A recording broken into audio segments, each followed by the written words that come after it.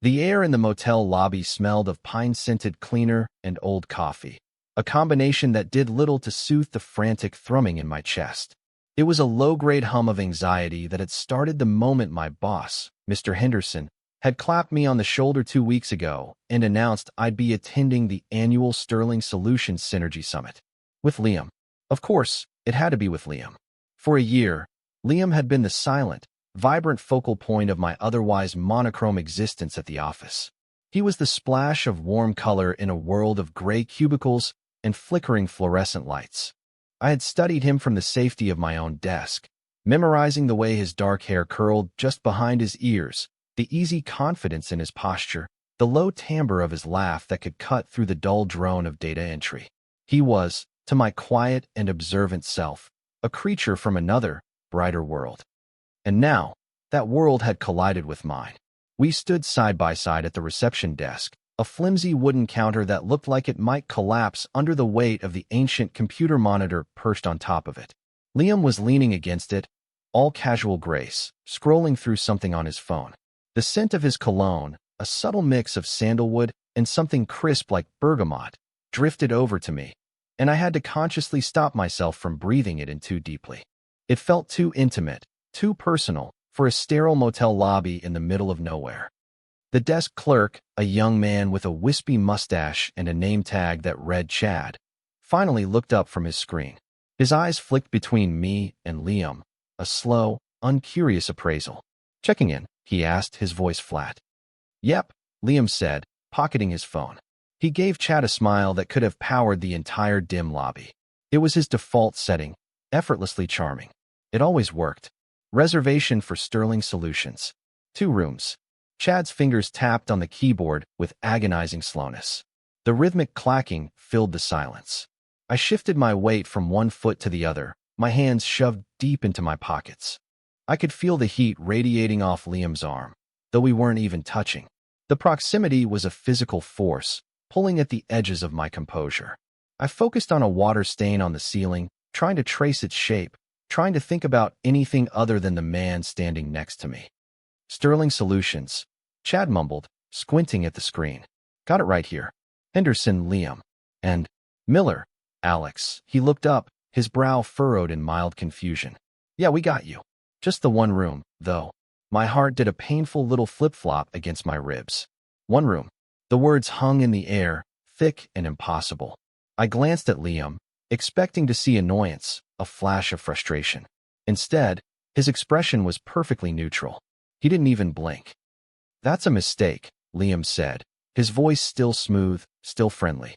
"It was definitely booked as 2 separate rooms." Chad shrugged, a gesture of supreme indifference. "System says 1 room. King bed. Booked it through a third-party site, looks like. They mess it up all the time." He gestured vaguely at a sign taped to the counter that read, in aggressive capital letters, "Absolutely no refunds. We're all booked up tonight, too. Big fishing tournament in town." This is it. This is where my carefully constructed composure shatters. My mind raced, supplying a dozen disastrous scenarios. I could sleep in the car. I could find another motel, even if it was 20 miles away. I could feign a sudden illness. Anything would be better than sharing a room, a single bed, with Liam. The thought sent a jolt of pure, unadulterated panic through me. It was too much. Too close. He would see right through me. He would see the way my breath hitched when he got near, the way my eyes followed him without my permission. He would see the pathetic, year-long crush I had nurtured in the quiet desperation of my cubicle. "Well," Liam said, and the sound of his voice pulled me back from the edge of my spiraling thoughts. He let out a small, amused huff of air. He wasn't panicked. He wasn't even annoyed. He seemed entertained. He turned to look at me, and for the first time, I felt the full weight of his attention. His eyes, a warm hazel that always seemed to hold a flicker of laughter, met mine. They weren't laughing now. They were watching, perceptive and unsettlingly calm. Chad slid a single plastic key card across the counter. It landed with a soft click. Liam didn't look at it. He kept his eyes on me. The pine-scented air felt thick, heavy, pressing in on me. I felt pinned by his gaze, a butterfly under glass. The hum of the ancient computer, the distant sound of a truck gearing down on the highway outside, it all faded into a low buzz. There was only the space between us, charged with a question I couldn't begin to answer. He reached out and picked up the key card, holding it between his thumb and forefinger. He didn't break eye contact. The corner of his mouth tilted up in a slow, deliberate smile. It wasn't his usual charming, public smile. This was something else. Quieter. More knowing. He held the card out, halfway between us. "You choose, Alex." His voice was low, a soft murmur that seemed to bypass my ears and land directly in my stomach. The words were simple. The implication was a chasm. "You choose." Choose what? The bed? The floor? The room? The entire impossible situation? He was handing the decision to me. A transfer of power that felt more like a test. My throat was dry. I couldn't have spoken if my life depended on it. I could only stare at the white plastic card in his hand, then back up at his face. His expression was unreadable, a carefully blank canvas, but his eyes held a challenge. A dare. And in that moment, standing in a dingy motel lobby under the flat, indifferent gaze of a clerk named Chad, I felt the familiar, solid ground of my quiet life crumble away beneath my feet. My hand moved before my brain could issue a command to stop it. It felt disconnected from me, an automaton acting on some hidden impulse. My fingers brushed against his as I took the key card. His skin was warm, a brief, shocking touch that sent a spark up my arm. I curled my fingers around the cool plastic, the sharp edges digging into my palm. It was real. This was happening. "Okay," I managed to whisper. The word was a ghost of a sound, swallowed by the oppressive silence. Liam's smile widened just a fraction, a flicker of something I couldn't name. Triumph? Relief? He gave a single nod, then turned to grab his duffel bag from the floor. "Room 207. Looks like we're upstairs," he said it so casually, as if we were discussing the weather, as if the entire world hadn't just tilted on its axis. He started toward the staircase at the far end of the lobby, leaving me to trail in his wake, my heart hammering a frantic, terrified rhythm against my ribs. The walk up the stairs was a blur. The carpet was a faded maroon, worn thin in the center of each step. My own duffel bag, slung over my shoulder, felt impossibly heavy. All I could focus on was the back of Liam's neck, the way his dark hair curled over the collar of his shirt. He moved with an easy, athletic grace that I had always admired from afar. Now, the sight of it felt like a threat. Every step he took was a step closer to a small, enclosed space that we were supposed to share. Room 207 was at the end of a long, dimly lit hallway that smelled faintly of stale cigarette smoke. Liam stopped in front of the door and waited for me. He didn't say anything, just leaned against the wall, arms crossed, watching me with that same unnerving calm. The key card was slick with sweat in my hand. I fumbled with it, my fingers feeling thick and clumsy. It took 2 tries to get the lock to click open. I pushed the door open. My breath catches. The room is small, smaller than I had imagined. The air is stuffy, thick with the scent of industrial-grade carpet cleaner. But my eyes are not on the threadbare armchair in the corner or the dated landscape painting on the wall. They are fixed on the bed. It's not just a king bed. It is the king bed. It dominates the room, a vast expanse of questionable floral comforter, a monolithic monument to my impending social, emotional, and psychological doom. Liam brushed past me to enter, his shoulder grazing mine. The contact was electric, a jolt that made me flinch. He dropped his bag by the window and turned, surveying the room. He ran a hand through his hair, a gesture I'd seen him do 100 times at the office when he was thinking. "Well," he said, his voice laced with a dry humor. "It's cozy." Cozy. That was one word for it. Claustrophobic was another. I stood frozen in the doorway, my bag still on my shoulder, the key card still clutched in my hand. My mind was a frantic scramble of excuses and escape routes. None of them seemed plausible. "I can take the floor," I blurted out. The words tumbled out of me, clumsy and desperate. "I don't mind. I've got a sleeping bag in the car. Or I can just use a blanket. It's fine." Liam looked at me, his head tilted slightly. That playful glint was back in his eyes, but it was softer now, less of a challenge and more like genuine amusement. "Alex," he said, and the way he said my name, drawing it out slightly, made my stomach clench. "We're both adults.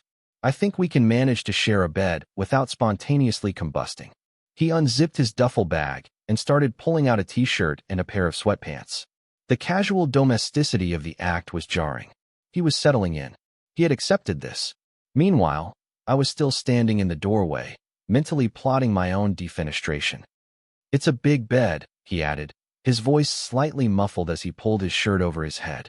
For a split second, I saw the smooth, tanned skin of his back, the defined line of his shoulders.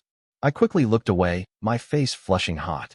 I focused on the hideous floral pattern of the comforter, trying to burn it into my memory so I would have anything else to think about. "Right," I said, my voice tight. "Big bed." He turned back around, now wearing a soft gray t-shirt that clung to his chest. He tossed his discarded shirt onto the armchair. "Look," he said, his tone shifting, becoming more serious. "If you're genuinely uncomfortable, we'll figure something else out. I can ask Chad for a rollaway cot. Or I'll take the floor. But we don't have to make this a whole thing." He was being reasonable. He was being a perfectly normal, rational human being. And that, somehow, made it worse. It highlighted just how irrational my own reaction was. This wasn't a big deal to him. It was a logistical hiccup, an amusing anecdote for later. For me, it was a Category 5 hurricane tearing through the carefully ordered landscape of my life. I am being ridiculous. This is what I tell myself. He's just a guy, a co-worker. He probably thinks I'm some kind of neurotic weirdo. The thought is mortifying. I need to pull it together. I need to be normal. "No," I said, forcing a casualness I was nowhere near feeling. "It's fine. You're right. It's just a bed." I finally moved from the doorway, dropping my own bag on the floor with a thud. The sound was definitive. I had crossed the threshold. There was no going back. Liam gave me a small, approving smile. "There you go. See, teamwork, synergy, all that corporate nonsense." He winked, and the familiar, playful Liam was back. It was a relief. This was territory I understood, or at least, territory I could navigate from a safe distance. The first day of the conference was a special kind of hell. We sat through 8 hours of presentations on topics like optimizing workflow paradigms and leveraging core competencies for Q4. My brain felt like it was slowly turning to sludge. The only thing that kept me anchored to reality was Liam's presence beside me. He didn't seem to be paying much more attention than I was. I watched him out of the corner of my eye. He spent most of the morning session doodling on his notepad, intricate, geometric patterns that spread across the page. During the afternoon breakout session, he kept leaning over to whisper sarcastic comments about the presenter's PowerPoint slides. "Did he really just use Comic Sans for a financial projection chart?" he murmured, his breath warm against my ear. I had to suppress a shiver. I managed a weak smile in response, my own witty retort dying on my tongue. His proximity was a constant, low-level hum of awareness. Our shoulders brushed when he shifted in his chair. His knee pressed against mine under the small conference table. Each point of contact was a tiny explosion on my skin. He seemed completely oblivious, his movements easy and unthinking. For me, each touch was a meticulously catalogued event, to be taken out and analyzed later in the privacy of my own frantic mind. Did he mean to do that? Was he aware of how close he was sitting? Was this normal for him? I was an expert in the art of observing Liam. I knew he tapped his pen against his teeth when he was bored. I knew he had a tiny scar just above his left eyebrow that was only visible in certain light. I knew he preferred black coffee and that he had a surprisingly goofy laugh that he tried to hide behind his hand. These were the safe, distant details I had collected over the past year. But this close, the details were different. They were sensory. The faint scent of his soap when he leaned in close. The way the fabric of his jacket sleeve felt against my arm. The low, resonant vibration of his voice when he spoke. It was overwhelming. During the lunch break, we were herded into a banquet hall with rubbery chicken and lukewarm iced tea. I was trying to navigate the crowded room to find an empty table when I felt a hand on the small of my back. I froze. "Table over here," Liam's voice said, close to my ear. His hand was warm, a steady pressure guiding me through the throng of people. My mind went completely blank. All I could feel was the imprint of his 5 fingers through the thin fabric of my shirt. It wasn't a fleeting touch. He kept it there until we reached a small, 2-person table in the corner. He pulled out a chair for me before taking his own. "Thanks," I mumbled, my voice sounding distant and strange to my own ears. He just smiled, already digging into his sad-looking salad. Gotta stick together in the corporate wilderness. I spent the rest of the lunch pushing a piece of chicken around my plate, my appetite gone.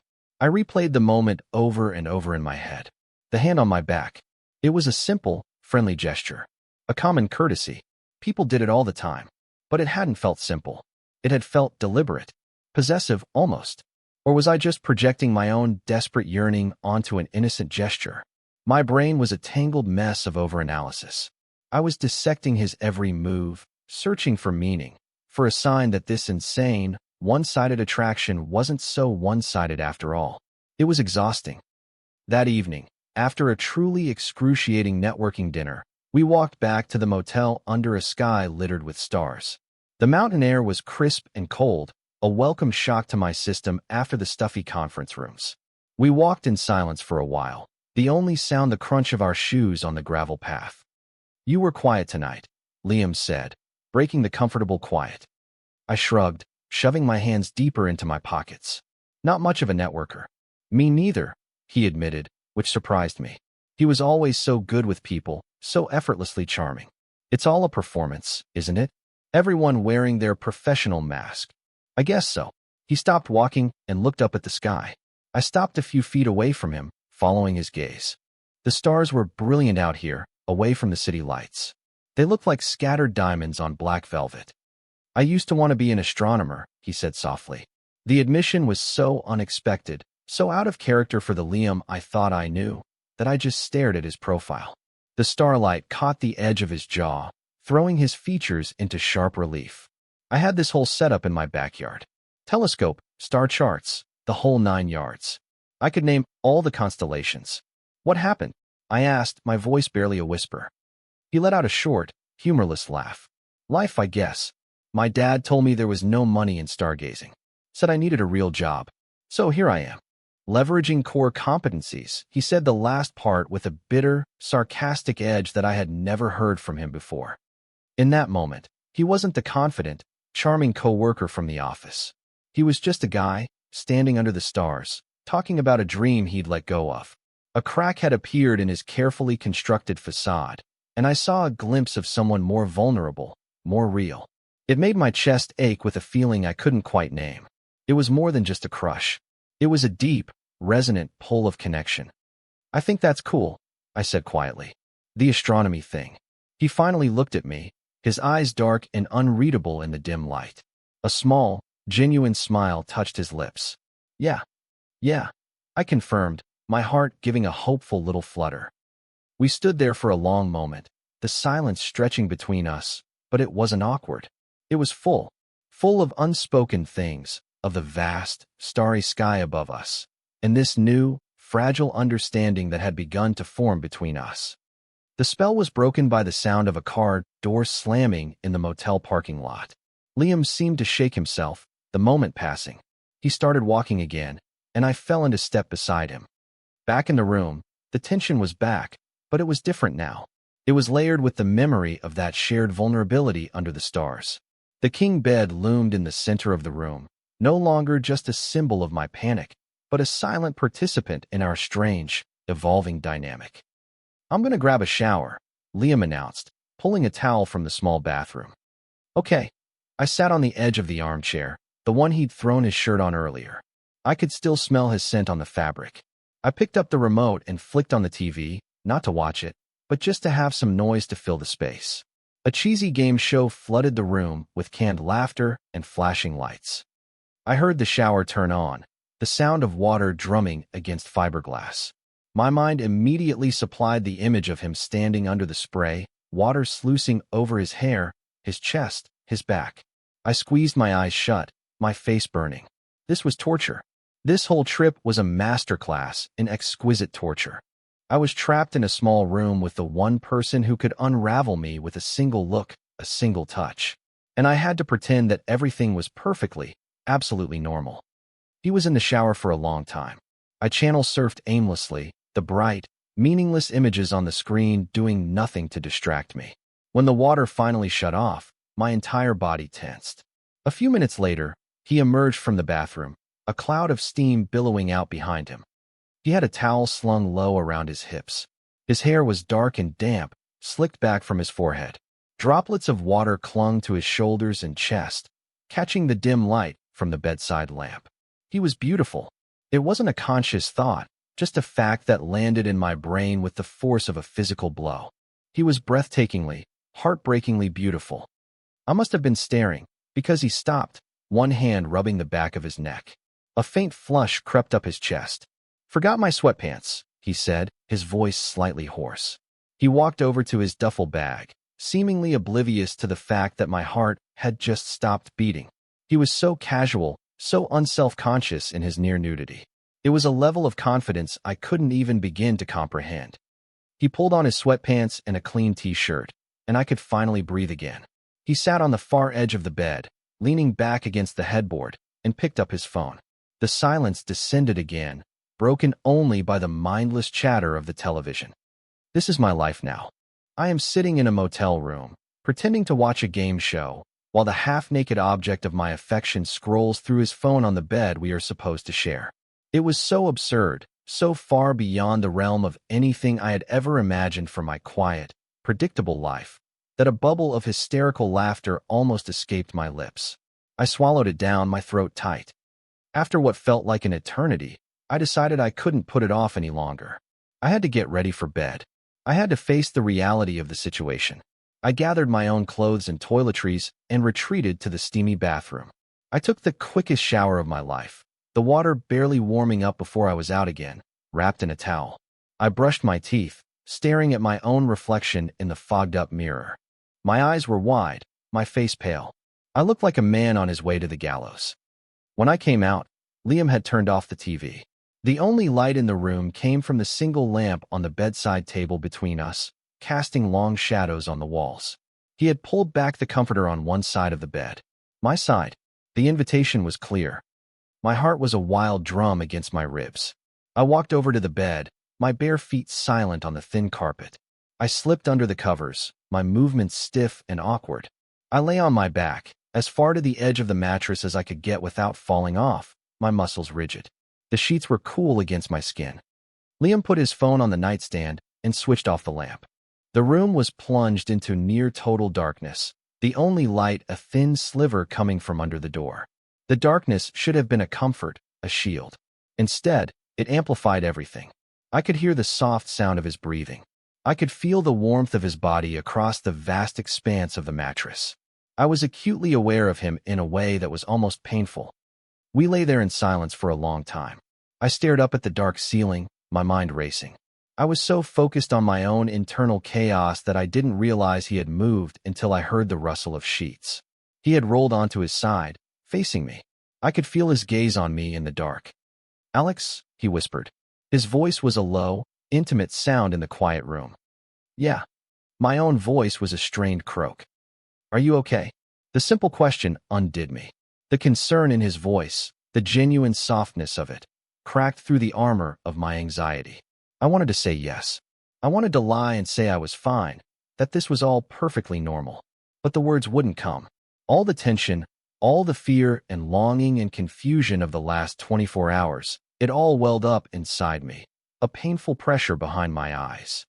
"I don't know," I whispered back, the admission feeling like a monumental confession. I felt the bed shift as he moved closer. He was so close now I could feel the heat of him, smell the clean, soapy scent of his skin. An arm came to rest on the mattress beside my head, his hand just inches from my face. It was a tentative gesture, a question. "Talk to me," he said, his voice still a low murmur. "What's wrong?"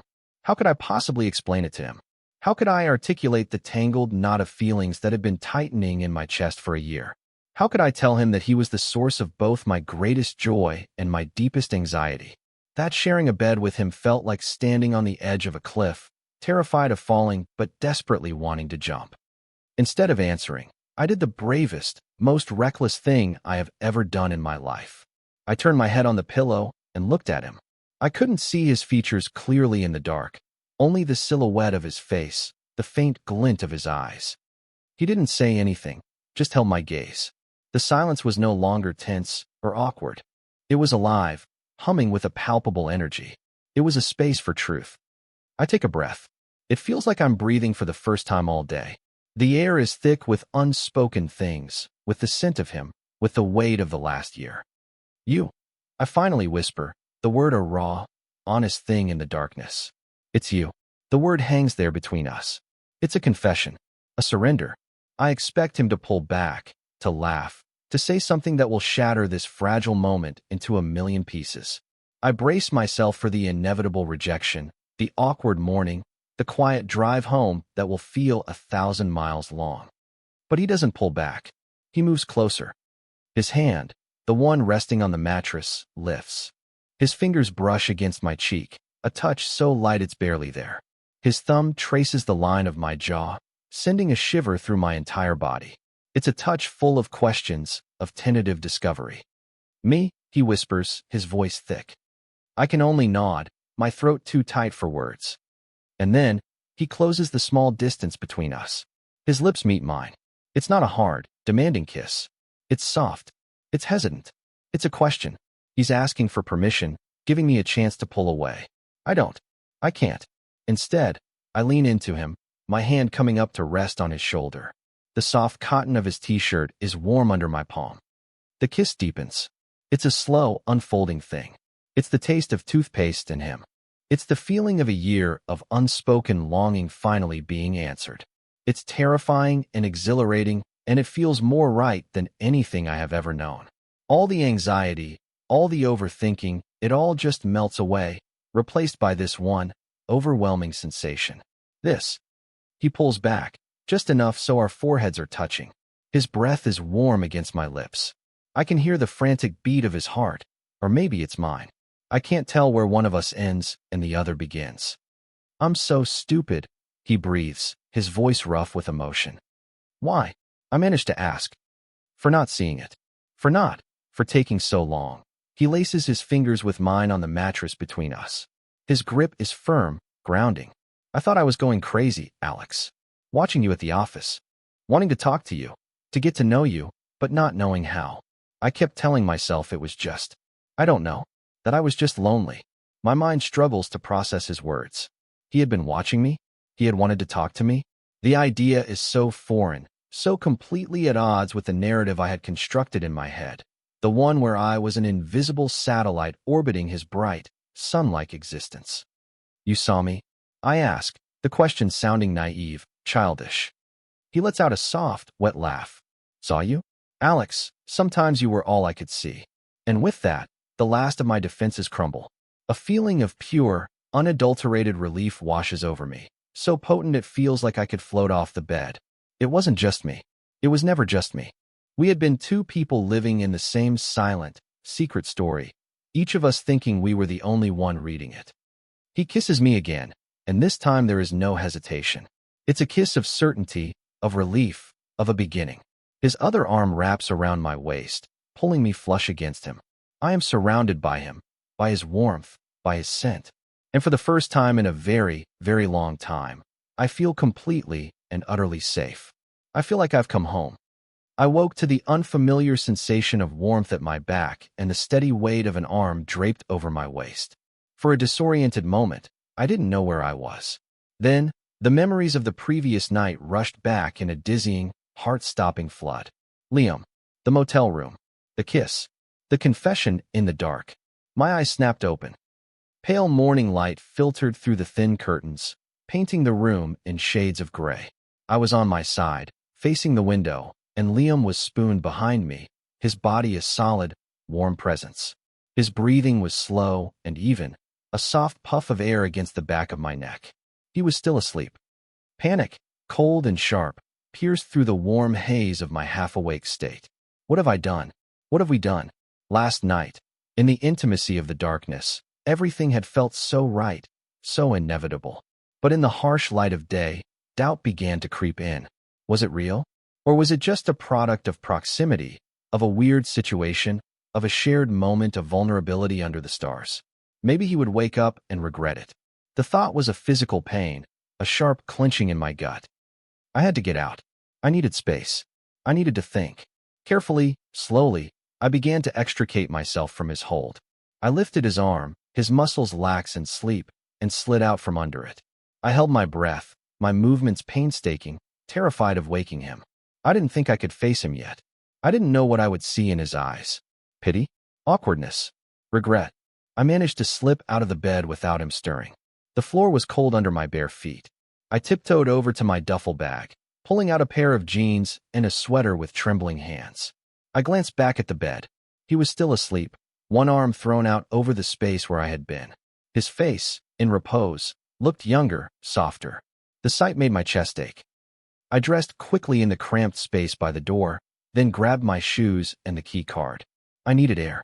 I needed to escape the suffocating intimacy of the room.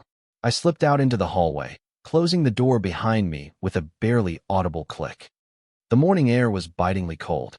I walked aimlessly through the motel parking lot, the gravel crunching under my shoes. A thick mist clung to the ground, shrouding the distant mountains in a soft, gray blanket. I found a wooden bench near the edge of the property and sat down, hugging my arms around myself against the chill. My mind was a whirlwind. Liam's words from last night echoed in my head. Sometimes you were all I could see. Could it be true? Had I been so lost in my own insecurities, my own narrative of unrequited love, that I had been completely blind to his? It seemed impossible. He was Liam. Confident, charming, could have anyone he wanted. Liam. Why would he want me? Quiet, awkward, lives inside his own head. Alex. The fear of rejection was a familiar coat I had worn for years. But this new fear, the fear of acceptance, was a different beast entirely. It was terrifying in its own way. If this was real, what did it mean? What happened next? We still had to get through the last day of the conference. We had to drive home together. We had to go back to the office on Monday. How were we supposed to act? The logistics of it, the potential for awkwardness and misunderstanding, were overwhelming. I sat there for what felt like hours, watching the sun burn through the morning mist, feeling the cold seep into my bones. I was so lost in my thoughts that I didn't hear him approach. There you are. His voice made me jump. I turned to see him standing a few feet away, hands shoved in the pockets of his jeans. He was wearing a faded hoodie, his hair still messy from sleep. He looked tired, but his eyes were clear, and his gaze was steady. I woke up and you were gone, he said, his voice quiet. There was no accusation in his tone, just a simple statement of fact. But I could hear the unspoken question behind it. Why did you leave? I needed some air. I stammered, my face flushing. It was a pathetic excuse, and we both knew it. He nodded slowly, his eyes searching my face. He walked over and sat down on the bench next to me, leaving a careful foot of space between us. The distance felt like a mile. He didn't say anything for a long time. He just sat there, looking out at the mountains, which were now emerging from the mist, their peaks sharp against the pale blue sky. The silence stretched, thick with all the things we weren't saying. My anxiety was a tight knot in my stomach. This is it, I thought. He's going to say it was a mistake.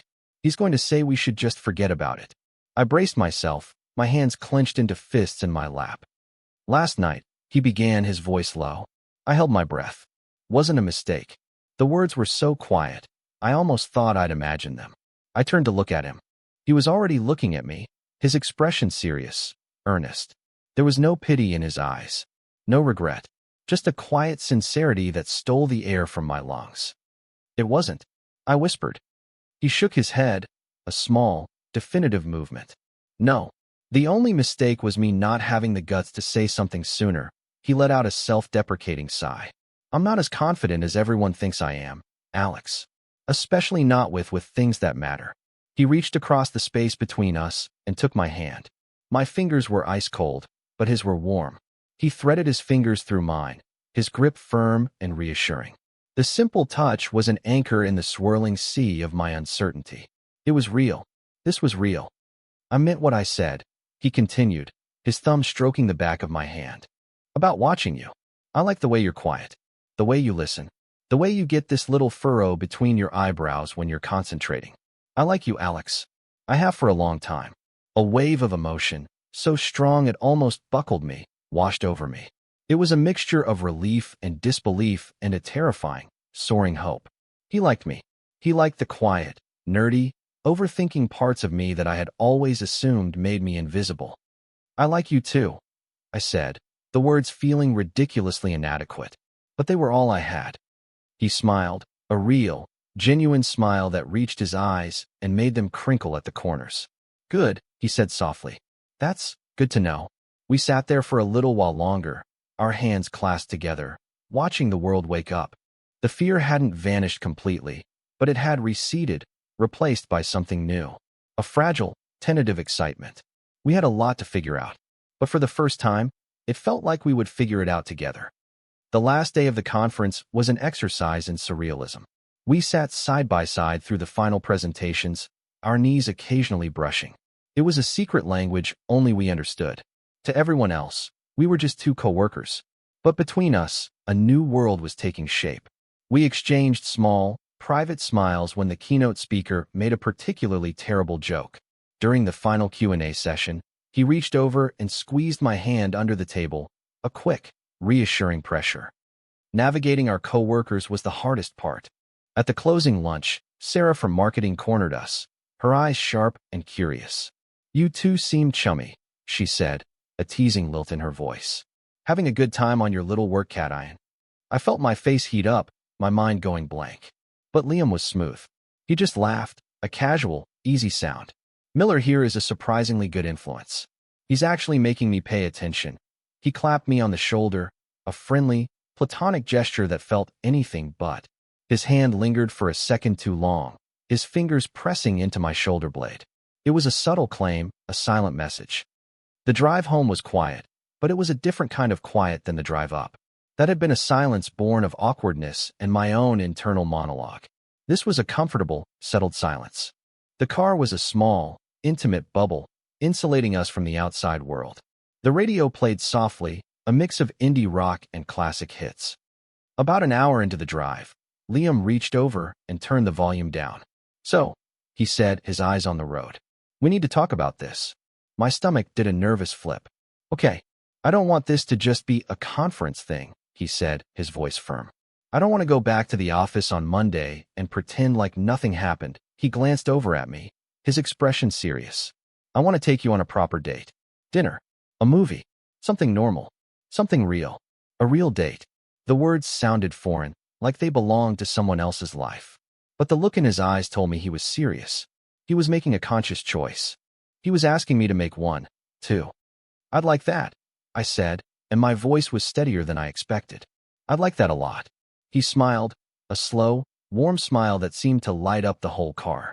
He reached over and took my hand, resting it on the center console. He didn't let go for the rest of the drive. A week later, I stood in Liam's apartment, a bottle of wine in my hand, my heart thumping a steady, hopeful rhythm. His place was clean and minimalist, with a few framed architectural prints on the walls and a stack of books on the coffee table.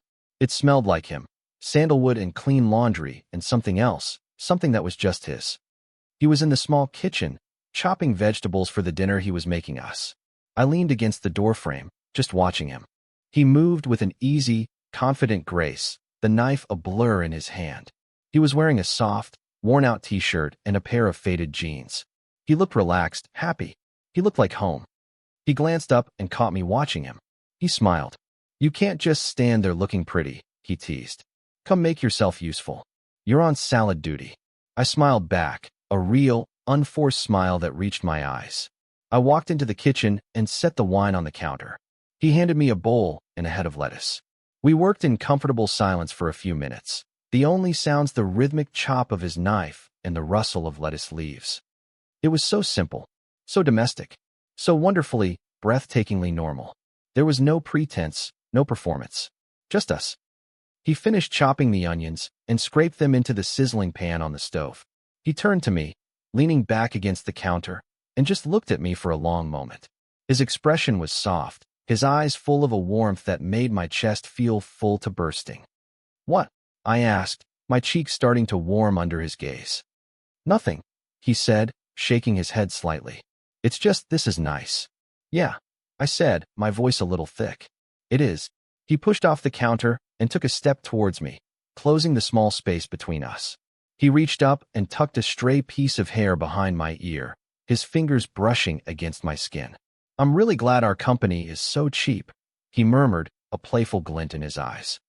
I laughed, a real, genuine laugh that came from deep in my chest. "Me too," He leaned in and kissed me, a slow, sweet kiss that tasted of promise. It wasn't the desperate, questioning kiss from the motel room. This was a kiss of certainty, of quiet joy. I had spent so much of my life feeling like I was on the outside looking in, a spectator watching my own life unfold from a safe distance. I had built walls around myself, convinced that no one would ever want to see what was inside. But Liam hadn't just seen inside. He had walked in, made himself comfortable, and turned on all the lights. As I stood there in his kitchen, with the smell of garlic and onions in the air and the warmth of his hand on my neck, I realized that the quiet, lonely world I had inhabited for so long was gone. It had been replaced by this. By him. The fear was gone. The loneliness was gone. And in their place was a feeling I had only ever dreamed of. It was the quiet, steady feeling of having finally, after a lifetime of searching, arrived. I was home.